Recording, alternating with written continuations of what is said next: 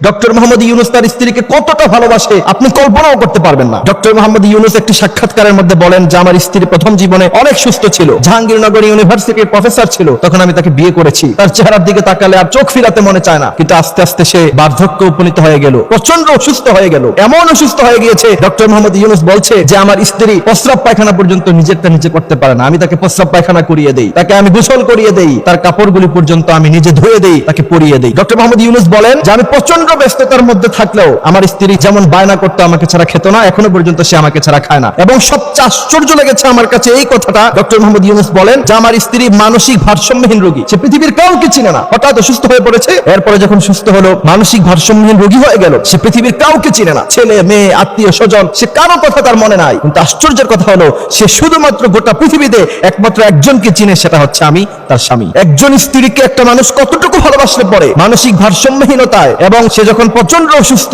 সারা পৃথিবীর কাউকে যখন সে চিনে না, কিন্তু সে তার স্বামীকে চিনে, কতটুকু ভালোবাসলে পরে সে তার স্বামীকে চিনে বুঝতে পারেন। ডক্টর মোহাম্মদ ইউনূস তার ব্যক্তিগত জীবন জানেন, সারা পৃথিবী তাকে চিনে, আমেরিকা যুক্তরাষ্ট্র থেকে শুরু করে জাপান, জার্মান, গোটা ওয়ার্ল্ডের যতগুলি ধনী রাষ্ট্র আছে সবাই তাকে সেলুট করে। এত বড় ব্যক্তি হওয়ার পরেও সে যদি তার স্ত্রীকে খাবার খাইয়ে দিতে পারে, সে যদি তার স্ত্রীকে গোসল করিয়ে দিতে পারে, আপনি কি কলিমুদ্দিন সালামউদ্দিন হোসেন মিয়া আপনি আপনার স্ত্রীকে ধমক ছাড়া কথাই বলে না? স্ত্রীর সাথে হাসি দিয়ে নরম ভাষায় কথা বলাকে বাঙালি জাতি মনে করে ওই পুরুষ মনে হয় কাপুরুষ, সেটা কাপুরুষ নয়। বিশ্বনবীর ব্যাপারে হাদিস এসেছে, আম্মা জান আয়েশা রাদিয়াল্লাহু তাআলা আনহা বলছেন যে বিশ্বনবী সাল্লাল্লাহু আলাইহি ওয়াসাল্লাম ছিলেন পৃথিবীর মধ্যে সবচেয়ে রোমান্টিক স্বামী। সুবহানাল্লাহি ওয়া বিহামদিহি সুবহানাল্লাহিল আযীম। আম্মা জান আয়েশা বলছেন যুদ্ধের ময়দান থেকে বিশ্বনবী ফিরলো, তিনি এসে বললেন আয়েশা তোমার কাছে কোনো খাবার আছে? আয়েশা রাদিয়াল্লাহু তাআলা আনহা বললেন ইয়া রাসূলুল্লাহ আপনি বসেন, আপনার জন্য খাবার রেডি করছি। বিশ্বনবী সাল্লাল্লাহু আলাইহি ওয়াসাল্লামের ব্যাপারে আয়েশা বললেন পিছন দিক দিয়ে তাকিয়ে দেখলাম যে বিশ্বনবী সাল্লাল্লাহু আলাইহি ওয়াসাল্লাম যুদ্ধের ময়দান থেকে আসা সেই ঘাট থেকে তরবারি নামায়া বিশ্বনবী সাল্লাল্লাহু আলাইহি ওয়াসাল্লাম আমাকে তরকারি কেটে দিচ্ছেন। আমি প্রচন্ড খুশি হয়ে গেলাম। বিশ্বনবী বললেন খায়রুকুম খায়রুকুম লিআহলি, তোমাদের স্ত্রীদের থেকে সার্টিফিকেট নেওয়া হবে, তোমাদের স্ত্রীরা যদি তোমাদেরকে ভালো বলে তাহলে প্রকৃত পক্ষে তোমরা ভালো পুরুষ,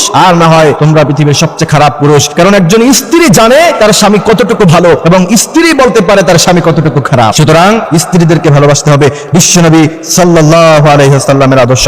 আজকে আমাদের সমাজ ব্যবস্থা হয়েছে এমন, স্ত্রীকে যদি কেউ একটু বেশি ভালোবাসা দেখাতে চায় বলেছে বউ পাগল। আমি বলি বউ পাগল হচ্ছে ওই সমস্ত ছেলেরা যারা চরিত্রবান হয়, যারা কখনো অন্য মেয়ের দিকে তাকায় না, অন্য মেয়ের সৌন্দর্য দেখে যারা আনন্দিত হয় না, তারাই তাদের স্ত্রীদের সৌন্দর্য দেখে সবচেয়ে বেশি আনন্দিত হয়। এই জন্য প্রিয় ভাইরা আমার, আল্লাহ পাক আমাদেরকে এই কথাগুলি বোঝার মানার তৌফিক দান করুক, আমিন।